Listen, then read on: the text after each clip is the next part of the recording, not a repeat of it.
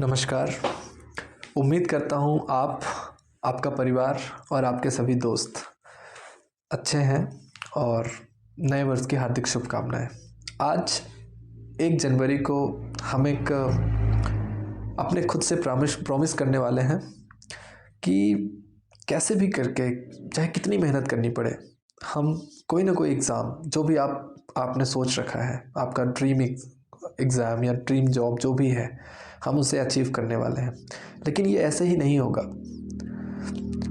आइए हम कुछ पॉइंट्स पे डिस्कस करें ताकि हम इसे और अच्छे से समझ पाएँ और एक सही दिशा में तैयारी कर पाएँ।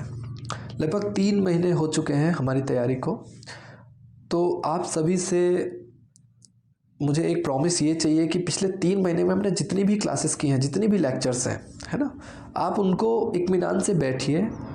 समय आगे नहीं बढ़ा। आप ये मत सोचिए कि हम बहुत पीछे हो गए हैं, 3 महीने पीछे कौन पड़ेगा, ऐसा कुछ नहीं है। आप आराम से 10 दिन, 15 दिन या महीने भर लगेंगे। आप पीछे के 3 महीने को आप प्रॉपर अपने हैंड रिटन नोट्स बनाइए। जो भी बुक्स मैंने आपको दी है वो सारी बुक्स को आप अच्छे से पढ़िए, है ना। और अननेसेसरी के जो जैसे पॉलिटिक्स होती है, आप, है ना, उस पर मत पढ़िए। आप केवल अपने कैरियर पे, अपने लाइफ पे फोकस करिए, है ना। क्योंकि आपको, अगर आपकी गवर्नमेंट जॉब लगेगी या आप अपने जीवन में सक्सेस होते हैं, तो इससे सबसे ज़्यादा फ़र्क भी आपकी ही ज़िंदगी में पड़ेगा, आपके आसपास। और आप अगर नहीं होते तो उतना ही नेगेटिवली इम्पैक्ट आपके जीवन पे पड़ेगा। तो फिर आप क्यों अननेसेसरी इन चीज़ों में पड़े, है ना। तो कोशिश करिए कि आप अपना पीछे के जितना भी टॉपिक हमने पढ़ाया उसको वापस रिवाइज़ करिए, ताकि आप अगले उसके लिए तैयार हो सकें, है ना।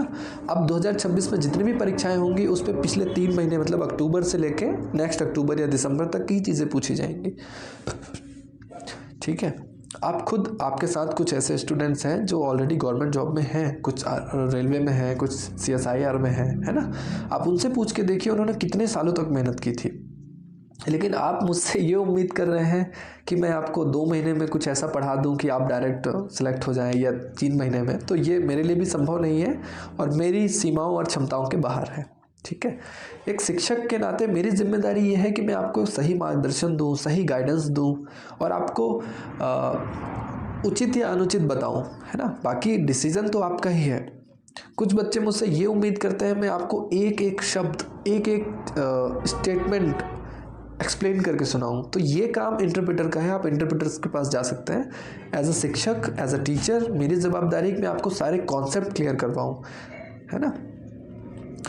अगर मैं सारे वर्ड्स आपको समझा दूंगा तो फिर आपका काम क्या बचा। अच्छा, एक चीज़ सोचिए, आपके स्कूल टीचर या आपके कॉलेज में जहाँ से भी आपने पढ़ाई की, उन्होंने आपको सारे एक एक वर्ड समझाए हैं, एक एक सेंटेंस समझाया, नहीं समझाया। अगर वो समझाते तो आपकी, आज आप इस तरह नहीं होते कि आपको प्रॉपर, है ना, आप रिटर्न नहीं कर सकते या आप लिख नहीं सकते, है ना।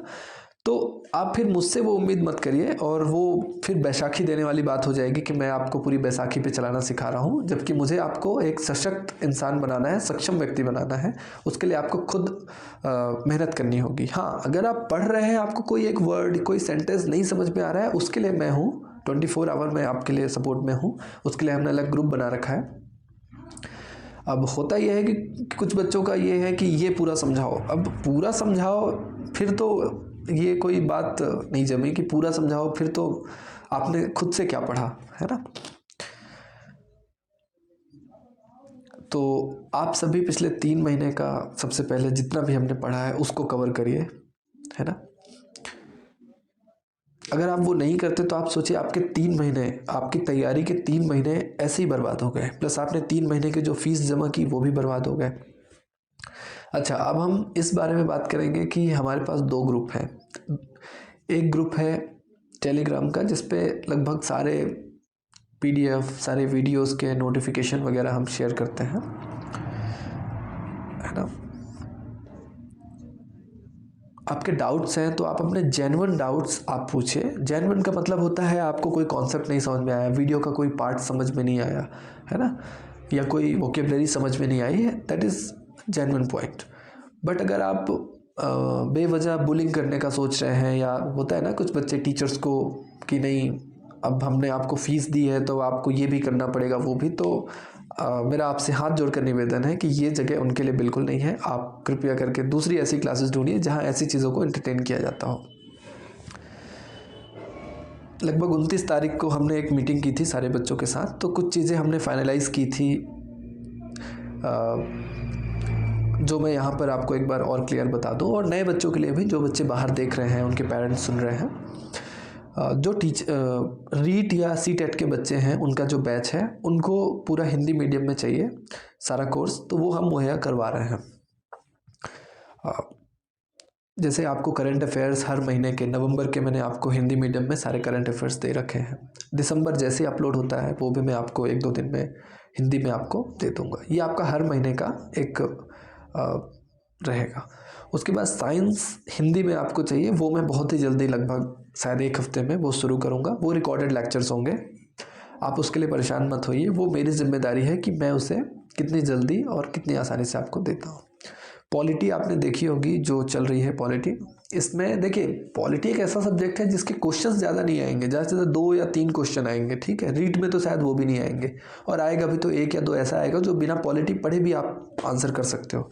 लेकिन पॉलिटी पढ़ना इसलिए भी ज़रूरी है क्योंकि आपको भी अपने देश के बारे में जानना चाहिए। आप, हमारा देश है, संविधान है ना, ये सारी चीज़ें तो जाननी ही चाहिए।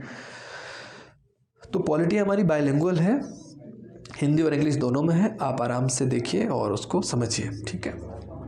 अब जो एसएससी बैंकिंग और रेलवेज़ के बच्चे हैं, आपने जब एडमिशन लिया था तो हमने क्लियर समझाया था कि एसएससी बैंकिंग और रेलवे के हिसाब से ही हम पढ़ेंगे। अब आप सोच रहे हैं कि मैं आपको यूपीएससी आईएएस के लेवल का समझाऊं, तो वो मुमकिन नहीं है, क्योंकि एसएससी का सिलेबस सेम है, लेकिन जो एग्ज़ाम के क्वेश्चंस का जो पैटर्न है वो अलग होता है ना। जो एसएससी लेवल के एग्ज़ाम है उस पर डायरेक्ट फैक्ट बेसिस पे बात होती है। सपोज़ कि ये आर्टिकल किससे रिलेटेड है ना, या ये अमेंडमेंट कब हुआ, बहुत सिंपल। लेकिन यूपीएससी आईएएस लेवल के एग्ज़ाम्स के जो क्वेश्चंस होते हैं वो बहुत ज़्यादा डेप्थ होते हैं, तो वो मैं आपको इतने कम समय में नहीं समझा सकता। तो अगर आपको वो समझना है कि उसके लिए हमारा यूपीएससी का अलग बैच चल रहा है जहाँ पर मैं पूरी कॉन्सेप्ट क्लैरिटी के साथ पढ़ाता हूँ, उस पर आप एडमिशन लीजिए। एसएससी बैंकिंग एग्ज़ाम अगर आपको क्रैक करना है तो आपको फिर इसी तरीके से फैक्ट बेसिस पे ही समझा सकता हूँ। हालांकि मैं कोशिश यहाँ भी करता हूँ कि आपको कुछ कॉन्सेप्ट समझाऊँ, ताकि उन कॉन्सेप्ट को समझ के आप ज़्यादा इजीली कल को फ्यूचर में अगर आप चाहो तो यूपीएससी या बड़े एग्ज़ाम्स की तैयारी भी कर सकते हो, पीएससी वगैरह की। दूसरी चीज़, न्यूज़पेपर जो मैं आपको भेज रहा हूँ, ये न्यूज़पेपर मैंने खुद के मतलब अपने संस्था के लिए मैं यूज़ करता हूँ, उसके लिए है। कल को अगर न्यूज़पेपर हम बंद भी करें तो इस पे आप की तरफ से मुझे कोई कंप्लेन नहीं चाहिए, बिकॉज़ जब आपका एडमिशन हुआ था तब हमारी पॉलिसी में न्यूज़पेपर ऐड नहीं था। ये मैंने एक्स्ट्रा आपको दे रहा हूँ ताकि आप लोग चाहो तो न्यूज़पेपर पढ़ो। हालांकि आप में से बहुत ही कम लोग हैं जो न्यूज़पेपर देखते हैं, ठीक है। तो उम्मीद करता हूँ ये सारी बातें आपको क्लियर समझ में आ गई हैं। जो बच्चे न्यूज़पेपर के डाउट्स पूछते हैं वो भी हम वीडियो के माध्यम से आपको भेजने की कोशिश करते हैं।